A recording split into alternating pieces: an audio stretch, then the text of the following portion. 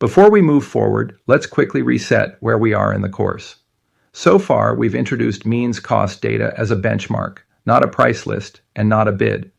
We've also talked about parametric cost models, which use high-level building characteristics, things like size, height, system type, and location, to generate early-stage cost ranges. And most importantly, we've framed the conceptual estimate as a decision support tool. At this stage, the goal is not accuracy down to the dollar. The goal is to test feasibility, compare alternatives, and understand cost sensitivity when information is incomplete. Everything in this lecture builds on that mindset.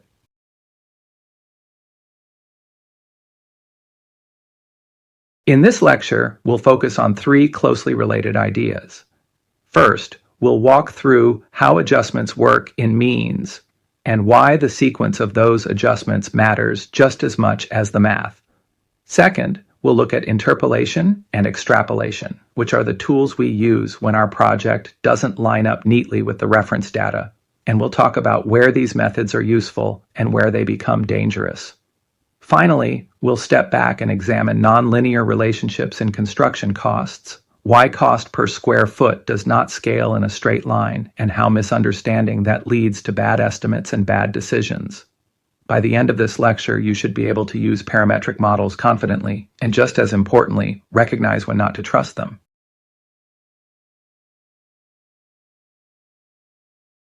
Means parametric models are not plug and play.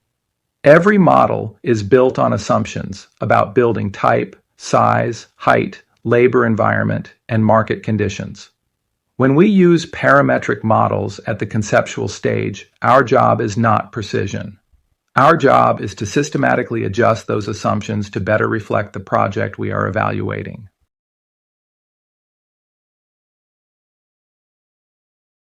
One of the most common student mistakes is selecting the wrong building category. A 4-unit wood frame building and a 50-unit apartment building are not scaled versions of the same thing. Residential typically refers to 1 to 4-unit buildings that are wood-framed, governed by the International Residential Code, and primarily market-driven, whereas multifamily buildings with 5 or more units are classified as commercial residential, rely on steel or concrete structural systems, comply with the International Building Code, involve larger and often unionized labor forces, and face financing-driven regulatory and risk considerations, making them fundamentally different cost models rather than scalable versions of the same building. If you start with the wrong category, no amount of adjustment later will save the estimate.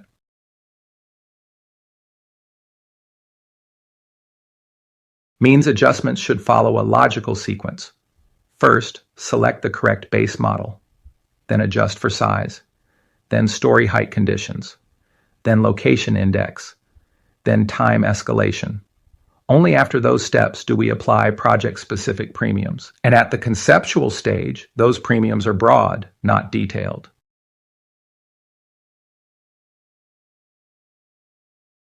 Let's walk through a conceptual example. We are estimating a 2-story apartment building, 15,000 square feet total, steel joist framing, face brick with concrete block backup, and 12-foot story heights. The first step is not math, it's classification. We identify the correct means building type, review the base model assumptions, and confirm that the wall system and framing align with the reference model.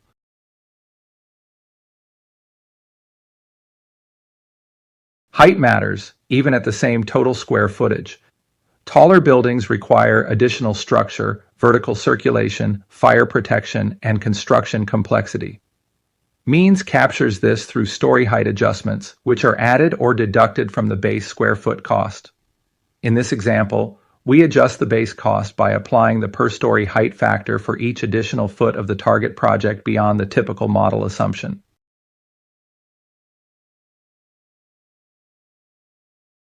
The location index reflects how construction costs vary geographically. An index of 100 represents the national average.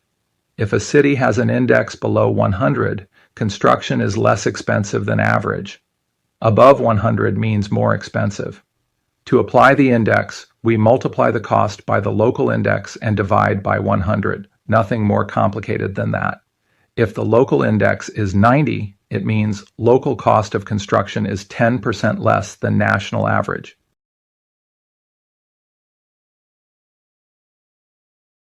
Sometimes we need to compare costs across time, not just location.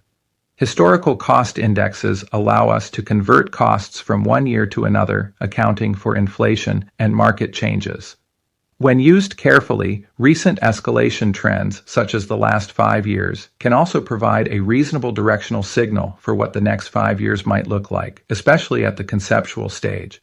The key idea is consistency. Same city, different years, or same year, different cities, but never mix assumptions casually.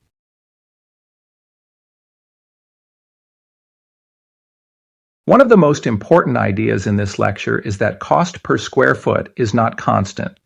Means uses an area conversion scale to reflect economies of scale, particularly when the base parametric model tables do not sufficiently cover the target project size. Larger buildings generally have lower unit costs, but not indefinitely and not smoothly. The conversion process involves identifying the typical size, calculating a size factor, and applying the corresponding cost multiplier.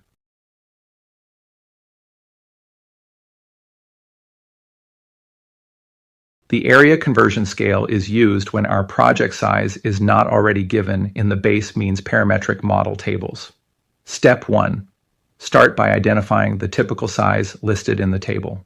This is the reference building that the base cost is built around. In the case of low-rise apartment buildings, the typical size is 21,000 square feet. Step 2. Note the cost per square foot associated with that typical size. This is obtained from the base means parametric model tables. Step 3. Divide your project size by the typical size. This gives you a size ratio that tells you how much larger or smaller your project is compared to the reference building. Step 4. Using that ratio, move to the x-axis of the area conversion chart to find the corresponding size factor. This step captures the nonlinear relationship between size and cost.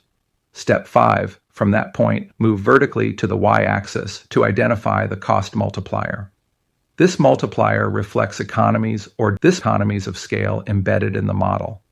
Step 6. Finally, apply the cost multiplier to the typical cost per square foot to obtain an adjusted unit cost for your project size. Remember, this adjusted cost is still conceptual. It improves comparability and judgment, but it does not eliminate uncertainty.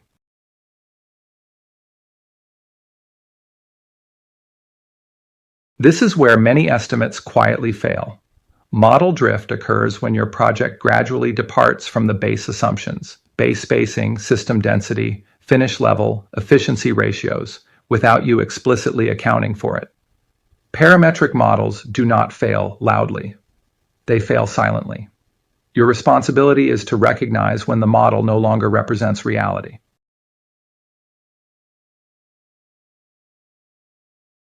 Often, your project size does not match the reference sizes exactly. When the size falls between reference points, we interpolate. When it falls outside the reference range, we may extrapolate.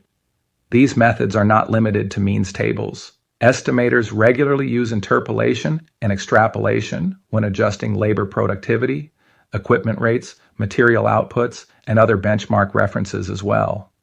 They are powerful mathematical tools, but they must be used carefully because extrapolation increases uncertainty very quickly.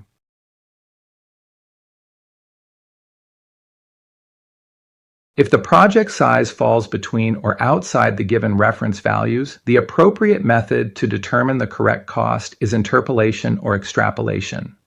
We cannot simply take the average because cost does not change uniformly with size. Averages ignore economies of scale, threshold effects, and underlying trends embedded in the data. Interpolation and extrapolation preserve the direction and rate of change rather than flattening it into a misleading midpoint.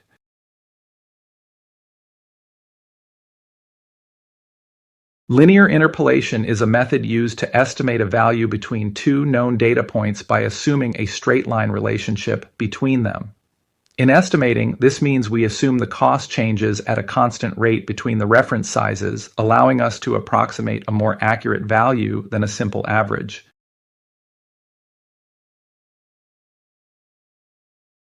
Linear extrapolation is a method used to estimate a value outside the range of known data points. We do this by extending the existing trend line beyond the reference values and using it to predict the unknown cost. This method assumes that the relationship we observed in the known data continues in the same manner beyond that range. However, the further we extrapolate from the original data, the greater the uncertainty becomes, and the higher the potential for error.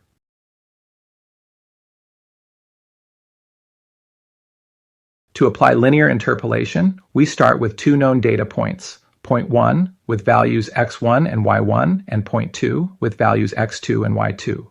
First, we calculate the slope of the line, which represents the rate at which cost changes with size. We do that using the formula m equals y2 minus y1 divided by x2 minus x1.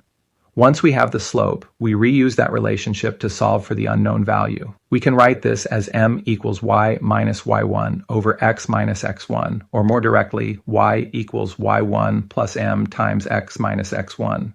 This approach works well when the relationship is reasonably linear. For non-linear relationships, however, we rely on computer tools rather than manual calculations.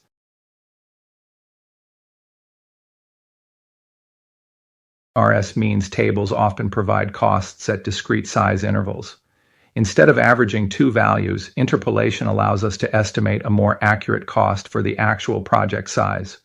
Notice the structure of the equation: cost in the numerator, size in the denominator. Consistency matters.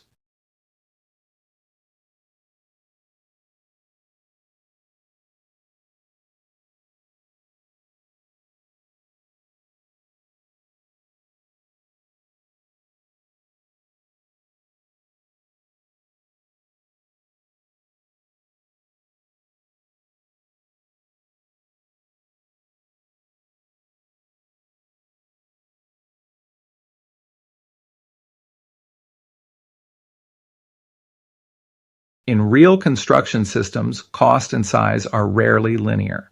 Fixed costs dominate small projects. Economies of scale improve efficiency in mid-range sizes. Threshold effects, like elevators or structural changes, cause sudden cost jumps.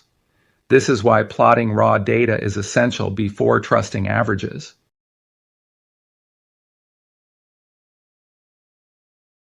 Economies of scale occur when cost per square foot decreases as building size increases. Fixed costs, such as design, permitting, and mobilization, are spread over a larger area, lowering the unit cost. In addition, bulk material purchasing and more efficient labor utilization improve productivity on larger projects. These economies of scale appear when projects become large enough to trigger added complexity. Larger buildings often require more advanced mechanical, electrical, and plumbing systems, stricter safety requirements, and heavier regulatory oversight.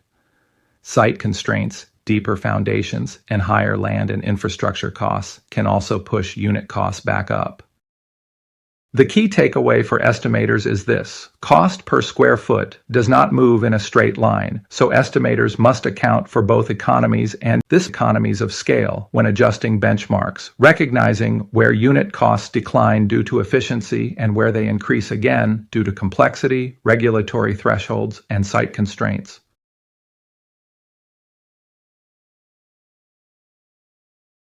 In real construction systems, cost and size are rarely linear. Fixed costs dominate small projects. Economies of scale improve efficiency in mid-range sizes. Threshold effects, like elevators or structural changes, cause sudden cost jumps. This is why plotting raw data is essential before trusting averages.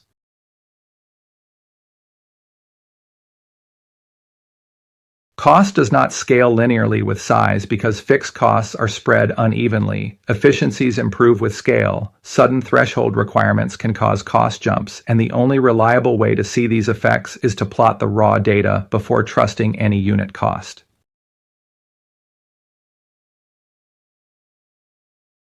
One way to manage nonlinear relationships is through log-log transformation.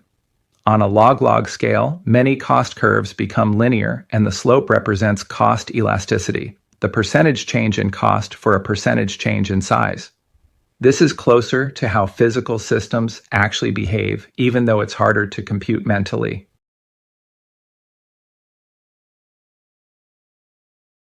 A linear model assumes cost increases by a fixed amount with each added unit, while a power law, nonlinear model assumes costs scale by percentages, making it harder to compute but far more accurate for capturing how real construction systems behave as projects get larger.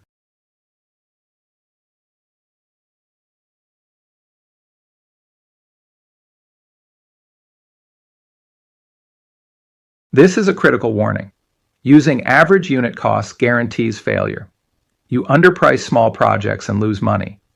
You overprice large projects and lose the bid.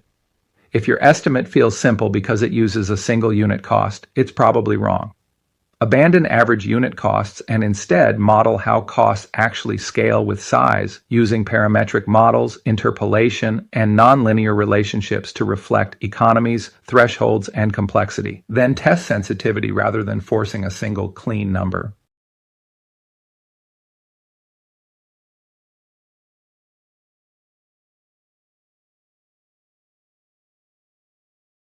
Parametric estimates are powerful when used correctly. They are excellent for screening alternatives, comparing systems, testing feasibility, and killing bad ideas early. They are not for bidding, not for guaranteed maximum prices, and not for contracts. A guaranteed maximum price, or GMP, is a contractual commitment that caps the owner's financial exposure, which means the estimator, contractor, and firm absorb the risk if costs exceed that number. Parametric estimates carry wide uncertainty by design, so using them to set a GMP transfers unmanaged risk into a legally binding promise. Understanding that boundary, what an estimate is for and what it is not for, is what separates professionals from amateurs.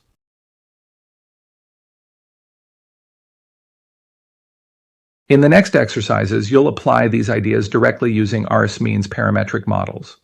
Focus on logic, assumptions, and judgment, not false precision. Thanks for watching.